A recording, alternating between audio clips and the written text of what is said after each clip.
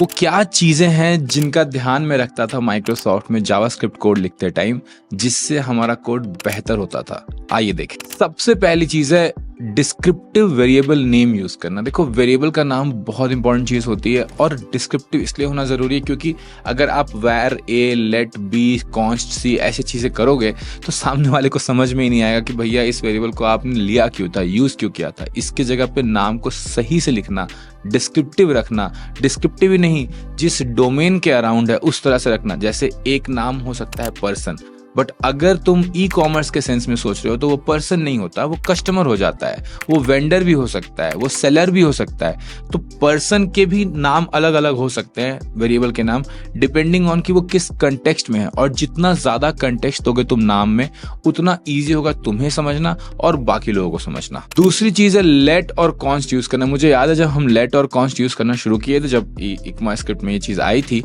तो हमने पूरा का पूरा कोड बेस ही रीडू कर दिया था। बहुत सारे पेयर्स डाले थे हम सबने, सारे डेवलपर्स ने, कि यार अब हम वैर नहीं यूज करेंगे, अब हम लेट और कॉन्स्ट यूज करेंगे और कॉन्स्ट ही मैक्सिमम टाइप यूज करेंगे क्योंकि लेट की जरूरत बहुत कम पड़ती है। इसी चीज पे तीसरी पॉइंट आती है कि कॉन्स्ट को बहुत ज्यादा यूज करना चाहिए। अनटिल अनलेस रिक्वायर्ड आप वेरिएबल में लेट ना ही यूज करें।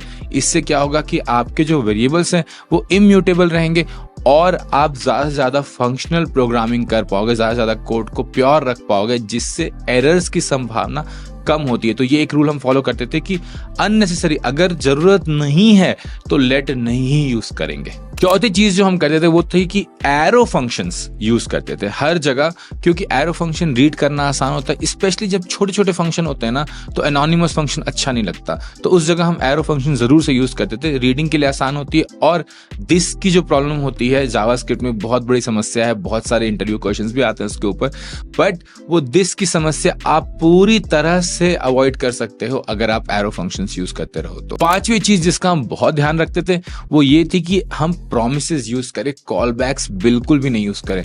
इतना तक करते थे कि अगर कोई लाइब्रेरी यूज कर रहे हैं और उस लाइब्रेरी में प्रॉमिस का सपोर्ट नहीं है, वैसे तो आज के समय पे ऐसी कोई लाइब्रेरी नहीं होती है, लेकिन उस समय जब हम करते थे 2017 2016 में, उस समय बहुत सारी लाइब्रेरी ऐसी थी जिनके पास प्रॉमिस सपोर्ट उस समय नहीं आया था। Even then we used to write our own implementation. हम अपना खुद लिख देते थे जिसमें हम कॉल बैक को प्रॉमिस में चेंज कर देते थे, प्रॉमिस के पॉलीफिल्स यूज करते थे उन लाइब्रेरीज में। आज के टाइम पे तो प्रॉमिस से भी ऊपर असिंक अवेट आ गया। अगर आज आप एसिंक कॉल लिख रहे हो तो बहुत ज्यादा ध्यान रखो कि आप एसिंक अवेट यूज करो, प्रॉमिसेस यूज करो, कॉल बैक्स बिल्कुल भी ना यूज करो। जब बात असिंक अवेट की आ जाती है तो बिना ट्राई कैच के काम नहीं होता है। आपको एरर हैंडलिंग करनी चाहिए अपने एसिंक कोड में, अपने सिंक कोड में, और इतना ही नहीं, अपने रिएक्ट कोड में भी एरर बाउंड्रीज यूज करनी चाहिए। अच्छा डेवलपर वही है जो सक्सेस सिनेरियो तो कवर करे ही करे, फेलियर या एरर सिनेरियो भी सही से कवर करे और उसको यूजर को उसको एपीआई के थ्रू बता सके। तो ये बहुत जरूरी है कि आप अपने कोड में एरर हैंडलिंग करें। जब हम कोड रिव्यू करते थे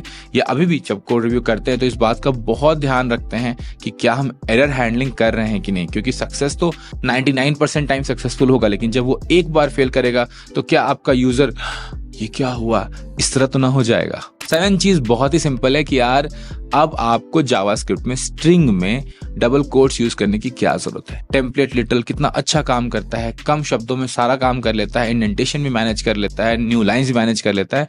तो टेम्पलेट लिटरल ही यूज कीजिए, वही नया तरीका है स्ट्रिंग यूज करने का। अरे जोश आ गया क्या? अभी सब कुछ करेक्ट करने जा रहे हो? रुको रुको, पूरा वीडियो भी देख लेना और उसके पहले कमेंट में मुझे जरूर बताते जाना कि आपको ये वीडियो कैसा लगा। 8वीं चीज जो बहुत इंपॉर्टेंट है वो है प्रॉपर इंडेंटेशन। देखो, इंडेंटेशन एक टाइम पर, बहुत पुराने समय की बात है कि इंडेंटेशन पे बहुत ध्यान दिया जाता था। मैं ये नहीं कहता कि इंडेंटेशन पे अब ध्यान नहीं दिया जाता, बट अब आप इंडेंटेशन को ऑटोमेट कर सकते हो प्रिटियर टूल से। तो हम लोग क्या करते थे, या आज भी तुम किसी ओपन सोर्स लाइब्रेरी में जाके देखोगे तुम्हें एक प्रिटियर कॉन्फिग फाइल दिख जाएगी। तो उसमें क्या होता है, आप पूरी टीम डिसाइड कर रहती है कि यार हम जो अपना कोड लिखेंगे उसके इंडेंटेशन रूल्स, उसके ब्यूटिफिकेशन रूल्स ये होंगे, ताकि सबको एक जैसा ही दिखे कोड। ऐसा नहीं कि किसी का कोड 2 टैब पे या 4 टैब पे ये वो बिना मतलब की चीजें, नहीं, एक ही जैसा दिखे सबको code, indentation wise, beautification wise. तो आप क्या कर सकते हो कि आप जब पर्सनल प्रोजेक्ट भी बना रहे हो तो भी आप अपना प्रिटियर को कॉन्फ़िगर कर सकते हो। आप कह सकते हो कि मुझे कब स्पेसेस चाहिए, कब नहीं चाहिए, कैसे इंडेंटेशंस चाहिए, और आपका कोड अच्छा दिखे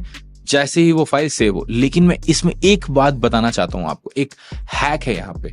जब आप इंडेंटेशन करते हो मेंटली रेगुलरली, तो आपको जब आप टाइप भी कर रहे हो कोड, तो भी आपको कोड इंडेंटेड लिखना चाहिए। आप गंदा कोड लिखोगे और प्रिटियर उसको साफ करेगा तो काम चलेगा, कोई दिक्कत नहीं, जॉब में कोई समस्या नहीं होती। प्रॉब्लम कहाँ होती है पता है? प्रॉब्लम होती है इंटरव्यू में। जब आप इंटरव्यू दे रहे होते हो तो आप एक नॉर्मल से नोटपैड पे, कभी कभी कागज पर, कभी व्हाइट बोर्ड पर, कभी किसी आईडीई पर जो आपका नहीं है, इंटरव्यूअर ने आपको प्रोवाइड किया है, उस पर कोड लिख रहे होते हो, और उन जगहों पर प्रिटियर नहीं होता।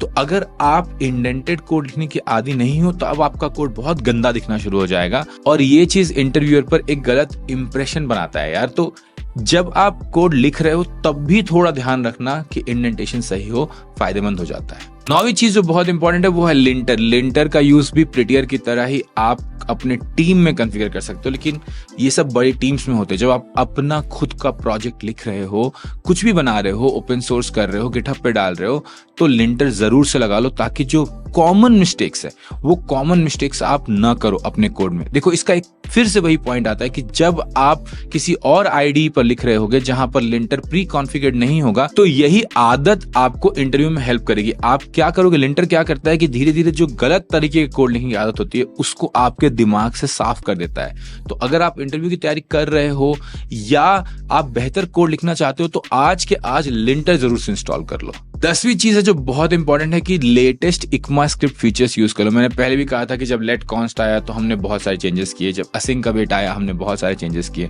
अभी कुछ साल पहले नलिश कोएलिसिंग और ऑप्शनल चेनिंग आया था।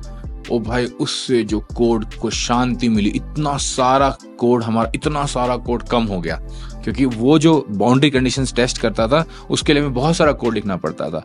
तो उस टाइम पर भी हमने फिर मैसिव पीआर भेजे थे। हर डेवलपर अपने कोड बेस में घुस के खूब सारा पीआर लगा रहा था कि यार ये कोड गंदा हो गया, इसकी जरूरत नहीं है, इसके जगह नलिश कोएलिसिंग यूज करो, इसके जगह ऑप्शनल चेनिंग यूज करो। ऑप्शनल चेनिंग तो बहुत यूज हुई थी। तो इसलिए बहुत जरूरी नजर रखना कि लेटेस्ट फीचर्स क्या आए हैं, और आप अपने कोड को, अपने प्रोजेक्ट के कोड को भी, जब तक आपको जॉब नहीं मिल रहा है तो भी अपडेट करते जाइए, और जॉब में हो तो भी अपडेट करते जाइए। इन चीजों को स्प्रिंट में डालिए अपने।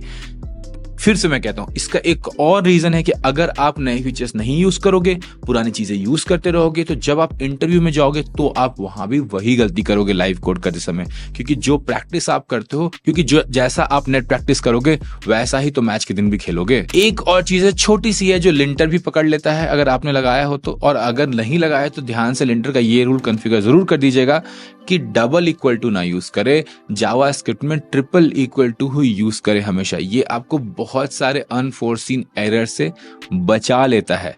तो इस बात का ध्यान जरूर से रखिए अपने प्रोजेक्ट्स में। इंटरव्यूअर के सामने अगर कोड कर रहे हैं तो अगर इसका ध्यान नहीं रहेगा तो बहुत आराम से -1 -2 हो जाएगा आपके मार्किंग में। आप जब भी कहीं लाइव कोड कर रहे हो तो हमेशा ट्रिपल इक्वल टू, ना कि डबल इक्वल टू। एक और चीज ES6 में बहुत अच्छी आई थी, जो है ऑब्जेक्ट डिस्ट्रक्चरिंग। तो कई बार आप ऑब्जेक्ट डिस्ट्रक्चरिंग नहीं करते हो, काम चलता है, कोई फर्क नहीं पड़ता है, कोड चलता तो है ही, लेकिन अगर करोगे डिस्ट्रक्चरिंग, और ना सिर्फ ऑब्जेक्ट, इवन एरे डिस्ट्रक्चरिंग जहां जरूरत पड़े अगर करोगे, तो क्या होगा, कोड और साफ सुथरा बढ़िया दिखेगा और रीडेबल हो जाएगा। तो ये सारी चीजें मैं कह रहा हूं, उसमें कुछ चीजें ऐसी हैं जो आपके कोड को बेटर करती हैं, आपको एरर से बचाती हैं, और कुछ चीजें ऐसी जो आपके कोड को मोर रीडेबल करती हैं और आपके फेलो प्रोग्रामर्स को या कल को आपके इंटरव्यूअर को आपका कोड समझने में हेल्प करती है। तो ये दोनों तरह की बेस्ट प्रैक्टिसेस आपको फॉलो करनी चाहिए। अगर ये वीडियो अच्छा लगा तो एक कमेंट जरूर से डालना, एक लाइक जरूर से करना, क्योंकि मैं चाहता हूं कि कोड क्वालिटी पर और वीडियोस बनाऊं। पिछली कोड क्वालिटी वीडियो पर काफी सारे कमेंट्स आए थे, बहुत अच्छा लगा था, इसलिए मैं ये वाली वीडियो लेकर आया हूं। मैं और भी लेकर आना चाहता हूं, आप कमेंट करना मत भूलना। लाइक, शेयर, सब्सक्राइब सब कर दो।